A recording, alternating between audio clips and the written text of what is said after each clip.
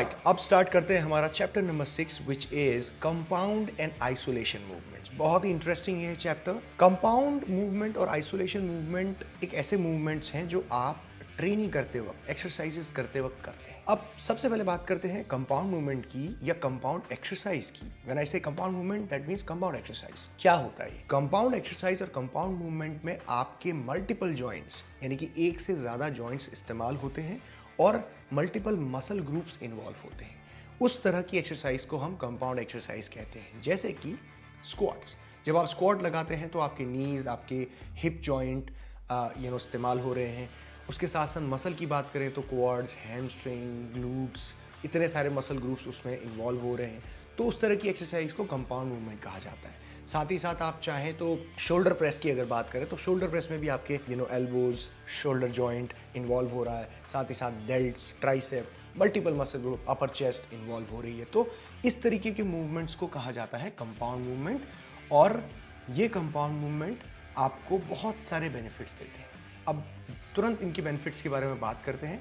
So when you do compound movements it stimulates the real life movements and activities. But मतलब कि आप देखिए, जब आप डेडलिफ्ट लगा रहे हो तो ये एक रियल लाइफ मूवमेंट है। स्क्वाट कर रहे हो, रियल लाइफ मूवमेंट है। शोल्डर प्रेस कर रहे हो, रियल लाइफ मूवमेंट है। कैसे? कितनी बार ऐसा होता है कि आपको जमीन से कोई सामान उठाना होता है, लिफ्ट करना होता है। अगर आप करेक्ट टेक्निक फॉर्म में डेडलिफ्ट अच्छी लगा सकते हैं तो you can lift heavy weights. Shoulder press, अगर आप कभी ट्रैवल कर रहे हैं ट्रेन से, बस से, फ्लाइट से, तो बहुत बार ऐसा होता है कि आपको सामान उठा के शेल्फ में ऊपर डालना होता है। तो that's a real life movements. ये एक्टिविटीज़ करने से आप बॉडी में एक स्ट्रेंथ डेवलप करते हैं जो आपको रियल लाइफ में भी स्ट्रांग बनाता है।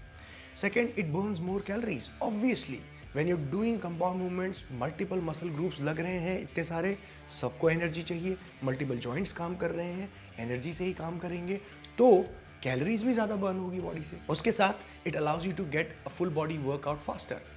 सिंपल, जब एक ही एक्सरसाइज से इतने सारे मसल ग्रुप एक साथ ट्रेन हो रहे हैं तो आप ये कह सकते हैं कि मैं पूरे बॉडी का वर्कआउट जल्दी कर सकता हूँ। अगर आपको पूरी बॉडी हिट करनी है तो 3 से 4 कंपाउंड मूवमेंट्स में आप पूरी बॉडी हिट कर सकते हो। Squat, deadlift, shoulder press, chest press, खत्म।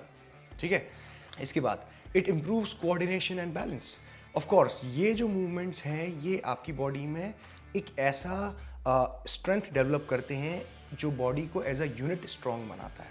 मतलब सारे मसल्स, सारे जॉइंट्स एक साथ एक चीज़ को करने के लिए, एक मूवमेंट को करने के लिए जब अलाइन हो रहे हैं तो ये आपकी बॉडी में एक कोऑर्डिनेशन डेवलप करता है। मतलब कि आप बहुत ही अच्छी तरीके से मसल को कोऑर्डिनेट कर पाते हो, जो मिलता है फ़ायदा ज़्यादातर एथलीट्स को, खास तौर पे football players, basketball players, athletic performance जहाँ पे इन्वॉल्व होती है, उनको बहुत बेनिफिट मिलता है क्योंकि ये चीज़ दिखाई देती है ग्राउंड पे। जितना मसल कोऑर्डिनेशन, बैलेंस उनका इंप्रूव होता है कोई भी एक्टिविटी करते हुए, तो वो ग्राउंड पे नज़र आता है। सो ऑल दी एथलीट्स, आजकल आप देखते हैं कि बहुत सारे एथलीट्स स्ट्रेंथ ट्रेनिंग पे बहुत ज़्यादा फोकस करते हैं because it improves coordination and muscle balance. इसके साथ it improves joint stability. Of course जब आप इस तरह के मूवमेंट्स करते हैं तो जॉइंट जो है वो एक लोडेड एडिड रेजिस्टेंस में काम करते हुए स्ट्रॉन्ग बनते हैं। इससे जॉइंट की जो स्ट्रेंथ है वो बरकरार रहती है, जॉइंट लंबे वक्त तक हेल्दी रहते हैं। So it helps. Secondly, it keeps your heart rate up. जब आप इस तरीके के मूवमेंट्स करते हैं तो ये टफ मूवमेंट्स होते हैं और हार्ट रेट, ब्रीदिंग रेट इसमें ऊपर जाते हैं और काइंड ऑफ आपको कार्डियोवैस्कुलर बेनिफिट्स भी देखने को मिलते हैं। सेकेंड चीज़, it allows you to lift heavy and stimulate muscle growth. Of course जब आप डेडलिफ्टिंग, स्क्वाट, बेंच प्रेस जैसे मूवमेंट्स कर रहे हैं, कंपाउंड मूवमेंट्स, तो मल्टीपल मसल ग्रुप्स आपके एक ही मूवमेंट को करा रहे हैं, जिसकी वजह से आप ज़्यादा भारी वजन उठा सकते हो। डेडलिफ्टिंग में आप बहुत वेट उठा सकते हो, स्क्वाटिंग में भी काफ़ी वेट उठा सकते हो, बेंच प्रेस में भी काफ़ी वेट उठा सकते हो, क्योंकि ये कंपाउंड मूवमेंट्स हैं और मल्टीपल जॉइंट्स और मसल ग्रुप्स एक साथ काम करते हैं इसीलिए। ठीक है, तो ये बेनिफिट्स आपको कंपाउंड मूवमेंट के मिलते हैं। Now compound exercises. अब कंपाउंड एक्सरसाइजेस में बहुत सारे नाम मैंने ऑलरेडी ले लिए हैं, जैसे कि squat, deadlifts, bench press, overhead press, ये सारी चीज़ें। लेकिन आपकी और भी एक्सरसाइजेस हैं जो कंपाउंड मूवमेंट में फॉल करती हैं, जैसे कि पुशअप्स। भले ही आप बॉडी वेट पुशअप्स कर रहे हैं लेकिन वो मूवमेंट जो है वो कंपाउंड है। क्यों? क्योंकि पुशअप करते हुए आपका चेस्ट, आपका डेल्ट्स, आपके ट्राइसेप, 3 मसल्स काम कर रहे हैं। साथ ही साथ आपके joints, elbow and shoulder joint वहाँ पे एक्टिवेट हो रहा है, यानी कि ये कंपाउंड मूवमेंट है। सो कंपाउंड मूवमेंट का मतलब ये नहीं है कि वहाँ पे भारी वजन ही उठाया जाएगा। कोई भी मूवमेंट, जैसे कि आप बॉडी वेट स्क्वाट भी कर रहे हैं, लंजेस कर रहे हैं, बॉडी वेट पुलअप्स कर रहे हैं, तो ये सारे के सारे जो मूवमेंट्स हैं ये कंपाउंड मूवमेंट कहलाते हैं, ठीक है। और आप वेट के साथ, एडिड वेट के साथ भी कंपाउंड मूवमेंट्स को कर सकते हैं। सो ये कंपाउंड एक्सरसाइजेस हैं बहुत सारी, और बहुत सारी और भी हो सकती। Now it comes to isolation movements. Isolation movements क्या होते हैं? आइसोलेशन मूवमेंट होता है जो सिर्फ एक जॉइंट जिसमें इन्वॉल्व हो, मतलब कि मैं कोई ऐसी एक्सरसाइज कर रहा हूँ जिसमें only one joint and one muscle group he involve हो, उसे आइसोलेशन मूवमेंट कहा जाता है। अब ये जो आइसोलेशन मूवमेंट्स हैं ये खास तौर पे एक्सरसाइजेज, जैसे कि आप बाइसेप कर्ल्स लगा रहे हैं, सिंगल जॉइंट मूवमेंट, सिर्फ एक जॉइंट मूव कर रहा है, या ट्राइसेप एक्सटेंशन लगा रहे हैं, इस तरीके के मूवमेंट्स को आइसोलेशन मूवमेंट बोला जाता है। और ये इसीलिए लगाया जाता है ताकि किसी एक पर्टिकुलर मसल ग्रुप को आइसोलेट किया जा सके। अब ये आइसोलेशन की ज़रूरत है क्यों?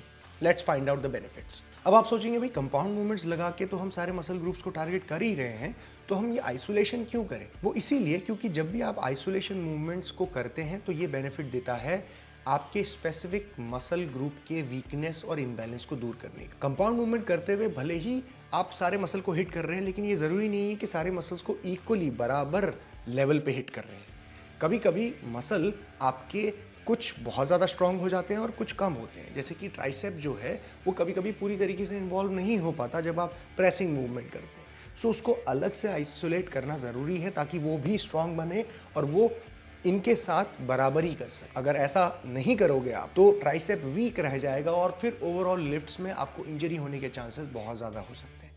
सो इसीलिए मसल वीकनेस दूर करने के लिए, इम्बैलेंस दूर करने के लिए आपको ये आइसोलेशन मूवमेंट्स देने पड़ते हैं। जैसे कि डेडलिफ्ट आप करेंगे तो पुलअप्स करेंगे तो बाइसेप ट्रेन होगा, लेकिन बाइसेप की सेपरेटली आइसोलेशन एक्सरसाइज करने से बाइसेप स्ट्रांग बनेगा और इवेंचुअली आप पुलअप्स में भी स्ट्रांग बनोगे, डेडलिफ्ट में भी स्ट्रांग बनोगे, रोइंग में भी स्ट्रांग बनोगे। तो ये पूरे बेनिफिट्स आपको मिलते हैं। Next thing is it helps you to work on the whole body. Yes, अगर आप आइसोलेशन मूवमेंट करते हैं तो आप पूरी बॉडी के हर एक मसल पार्ट को इक्वली ट्रेन कर पाते हैं।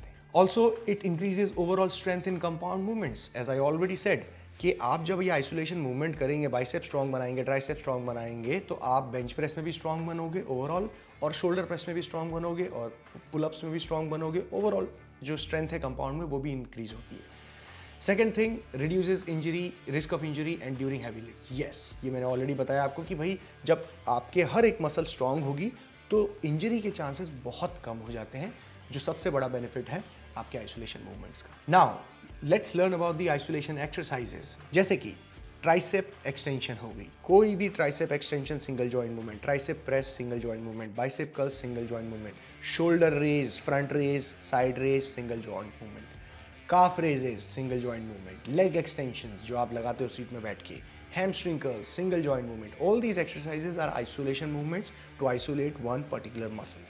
और ऐसी बहुत सारी और भी एक्सरसाइजेज हो सकती हैं। सो कंक्लूजन के तौर पे मैं आपको यही बताऊंगा कि कंपाउंड और जो आइसोलेशन एक्सरसाइज है, ऐसा नहीं है कि कंपाउंड बेहतर है और आइसोलेशन बेकार है, उससे कम अच्छी है, बिल्कुल नहीं। ये दोनों ही चीज़ें फाउंडेशन है। अगर आप एक प्रोग्राम डिज़ाइन कर रहे हैं तो इसमें दोनों ही तरह के मूवमेंट्स होने ही चाहिए, क्योंकि ये दोनों एक दूसरे को पूरा करते हैं। ये एक दूसरे से compete नहीं कर रहे हैं, एक दूसरे को कंप्लीट कर रहे हैं। तो ये एक बहुत ही इंपॉर्टेंट चीज़ है ओवरऑल साइज गेन करने के लिए, ओवरऑल मसल स्ट्रेंथ गेन करने के लिए, और बॉडी को एज अ यूनिट स्ट्रांग बनाने के लिए कंपाउंड एंड आइसोलेशन दोनों का ही साथ आपको चाहिए होता है। तब जाके आप एक अच्छा ट्रेनिंग प्लान डिज़ाइन कर सकते हैं। ऑलराइट गाइस, तो यहाँ पे हमारा ये चैप्टर फिनिश होता है। Let's move on to the next chapter.